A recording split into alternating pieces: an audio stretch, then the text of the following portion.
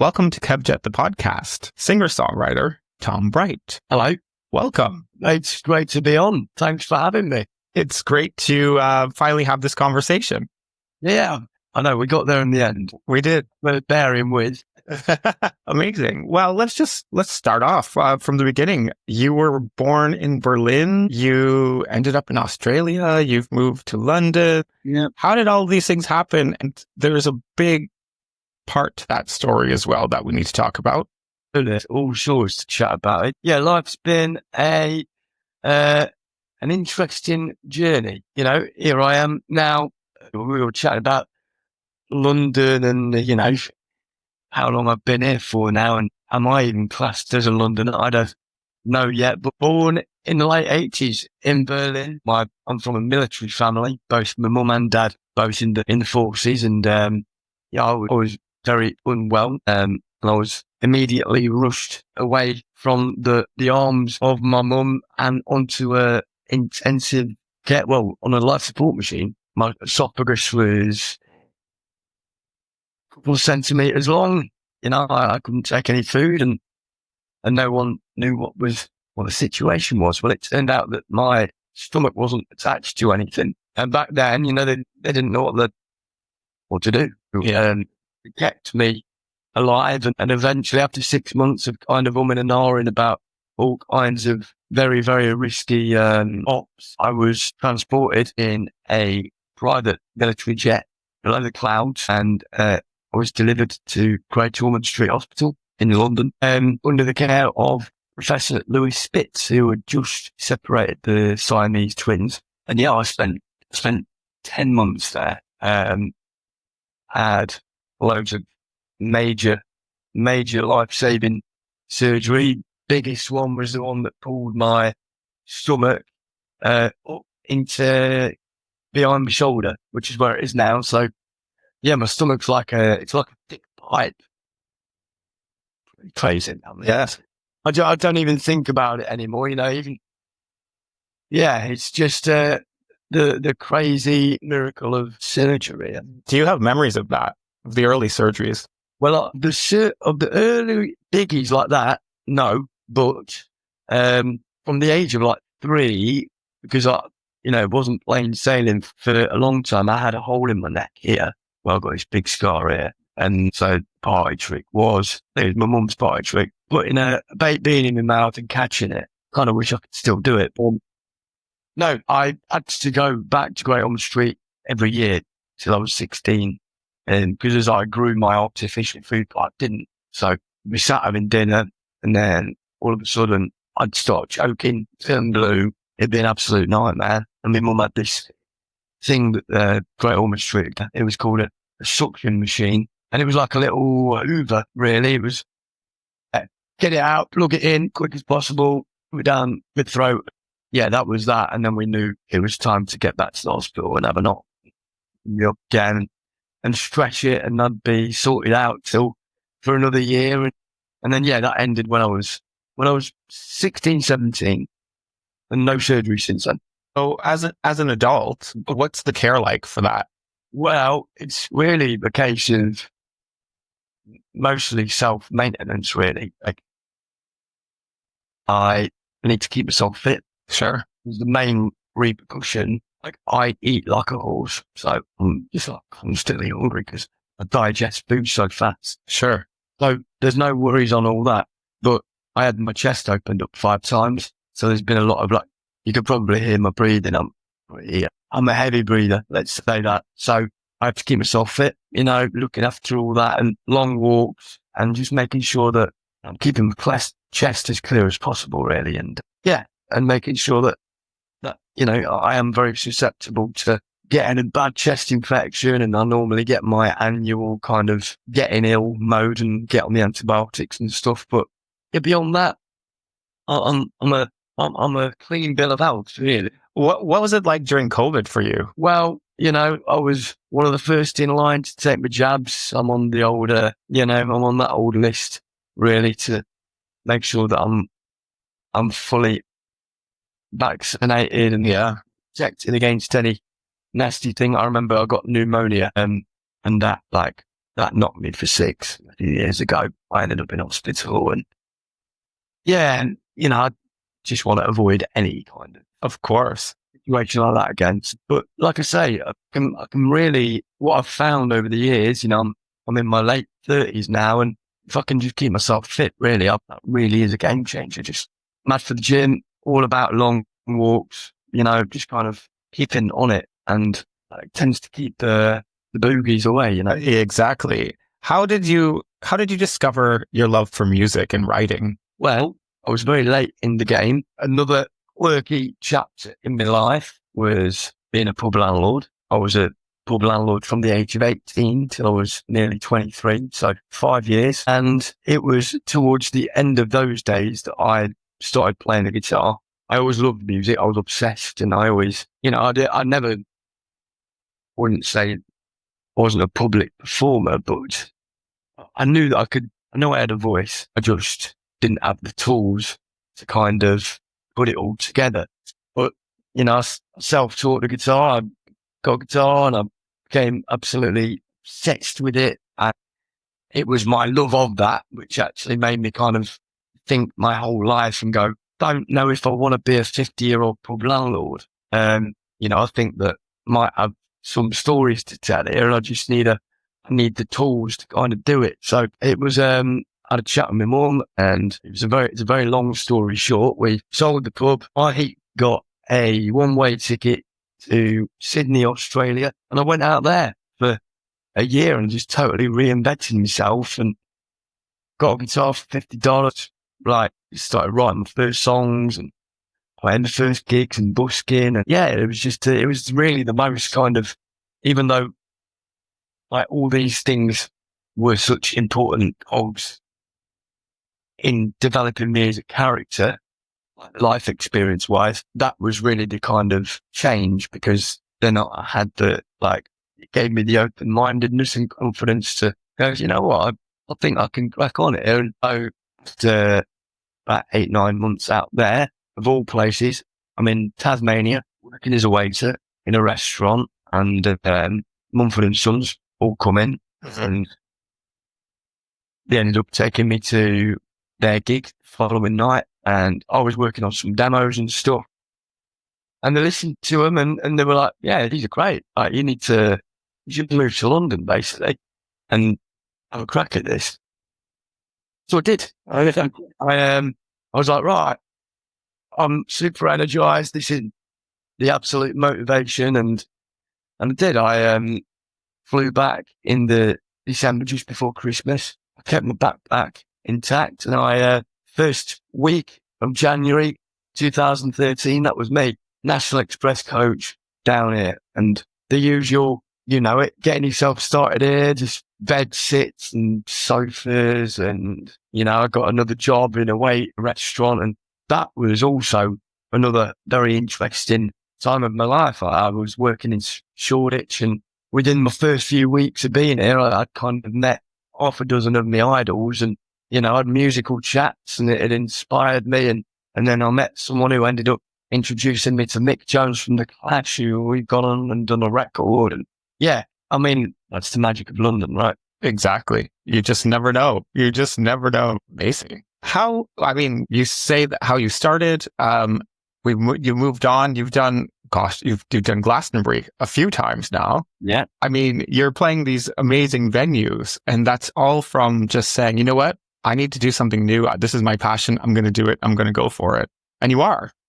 Yeah. And you have a health, you're struggling with a health condition, but you're managing it well, but that has to impact tour life. Yeah. I think that when I know that I'm going to be on the road, I'm really disciplined. I like to party as much as anybody, but, I tend to do most of the driving myself. So I use that as a discipline to not drink. Do you have a routine, like your daily routine? Super. I'm super in work mode then. So I'm just I'm thinking about nothing but wake up super early, do my admin. I've got my journey all planned out, my hotel check-in, Isn't that hilarious? Because I know when we speak to our friends and we say, you know, we're on the road with so-and-so or we're doing all this, they think that it's this wild party while you're on tour. They think it's this crazy thing. And it's totally not it's totally not that. No, it's not. It's like, I mean, my life is just not, you know, rock and roll and late nights. It's more just like me, Peugeot 108, some dingy hotel room and sausage roll in the car before the gig, you know, and most likely a decaf cup of tea and a pot noodle at the end of it. I always think it's funny because people are always fascinated by life on the road on tour. And you just think, God, if they only knew, because it looks cool on social media. Because you see the cool photos and the cool. It is cool at the end. I mean, you know, it's great. I'm just like, I love every aspect of it. I love the real earthy moments, the testing moments, the tiring moments, and because that's kind of what you sign up for, isn't it? It is. Do you have a favorite, like one favorite moment that stands out, tour life? Yeah, there's a few of them. Now, I think that, like, you know, because I've been doing this for so long now, and you know, the early years are just kind of going out, open mic nights and really slogging it and playing to two people and, you know, one man and his dog and his pint and all that. And after all that, you kind of, the minute you start getting on those bigger stages and, you know, I've played things like the London Palladium now and they're those mini victories and pats on the back really that kind of go, oh, it was all worth it. Yeah. Years, you know, it's, what does it feel like when you're, well, obviously you have sound check and the room is empty and you're in one of those iconic venues.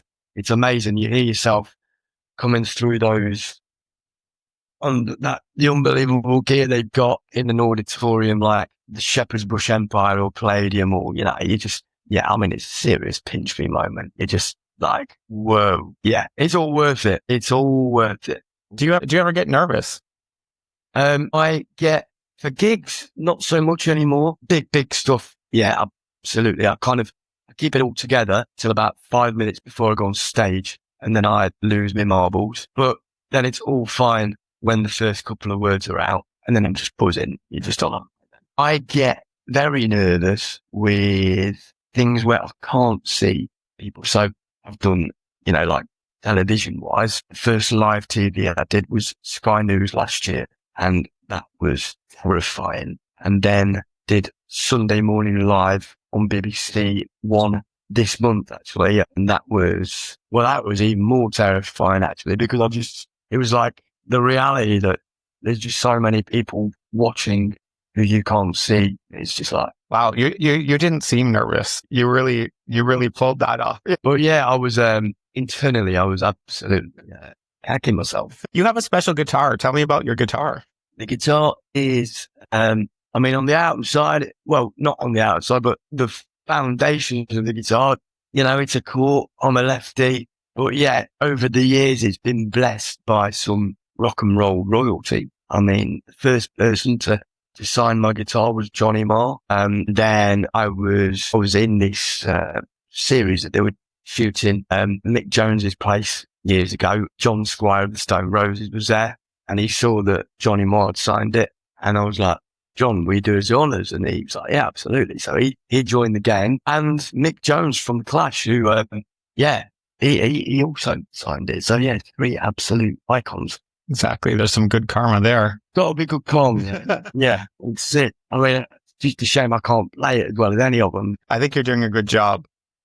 I'm trying. Maybe, you know, one day I'll be able to shred, but I tend to just keep it to the minimal 4 chords, really. Well, just going back to your health condition, so that's given you this voice. And the voice is, I mean, when people hear you on the radio, they know who you are instantly. Yeah, it's certainly got a voice which would be difficult to replicate, I think. It's Did you know that when you first started writing music? I did. That's what well, I always loved singing. I sang in secret, you know, but I always thought, oh yeah, there's got to be something there. And, you know, I mean, singing is just the best thing to do anyway for anybody. I mean, it's just the best thing, right? But yeah. And then, you know, I kind of never had singing lessons or guitar lessons, but just kind of found my way and found my sound and, you know, through the early songs I was writing, just kind of found my way with it all really and knew that I don't think that I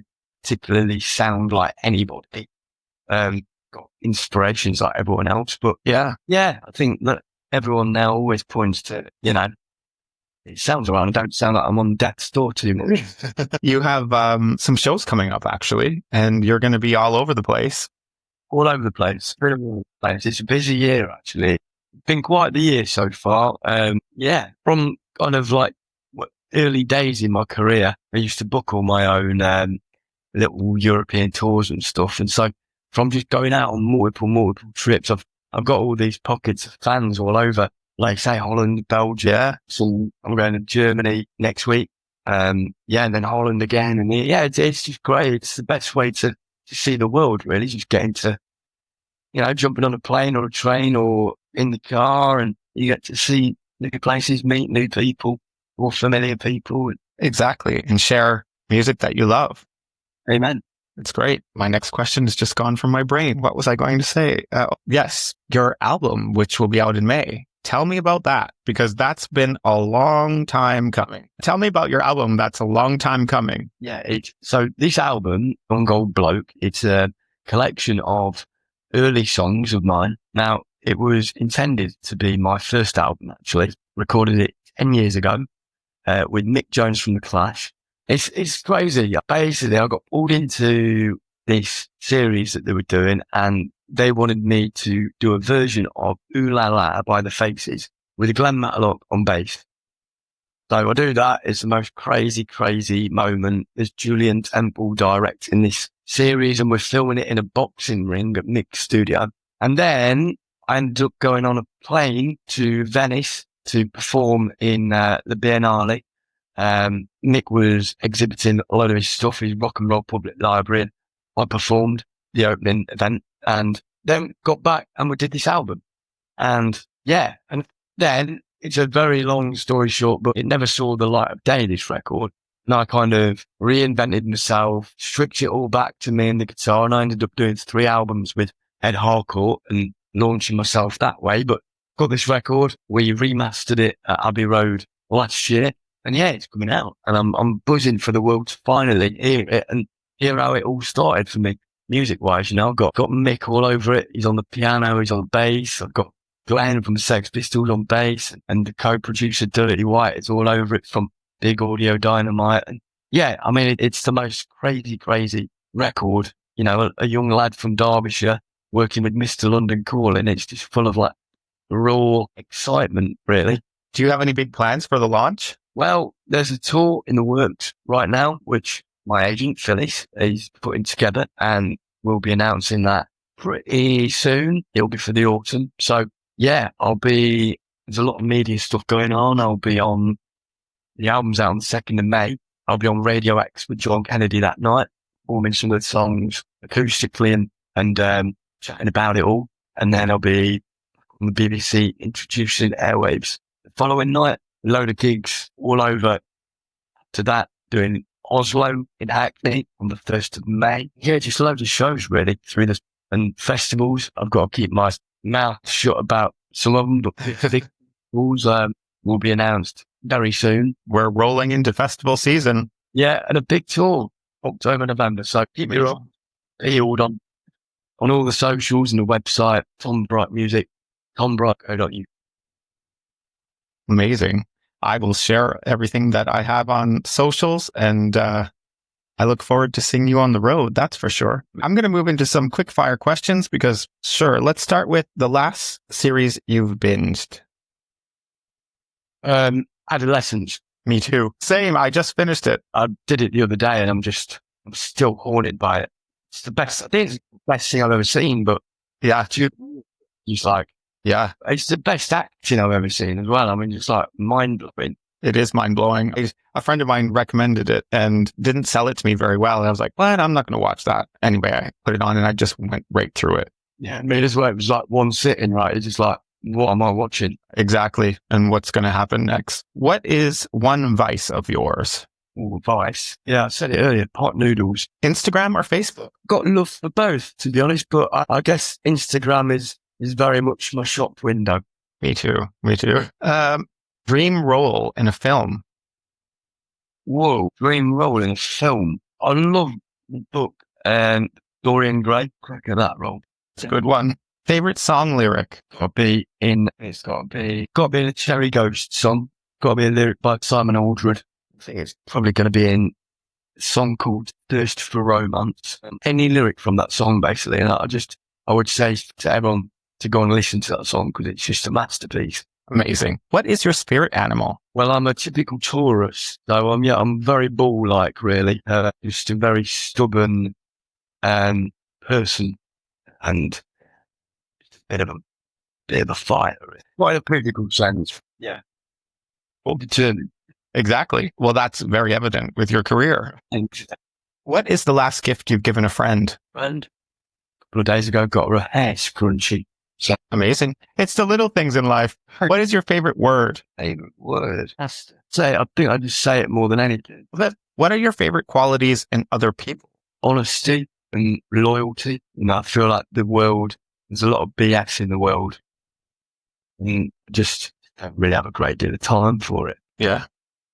Yeah, it's just Trust me. I know. I hear you. yeah. I hear you. What's your favorite way to decompress?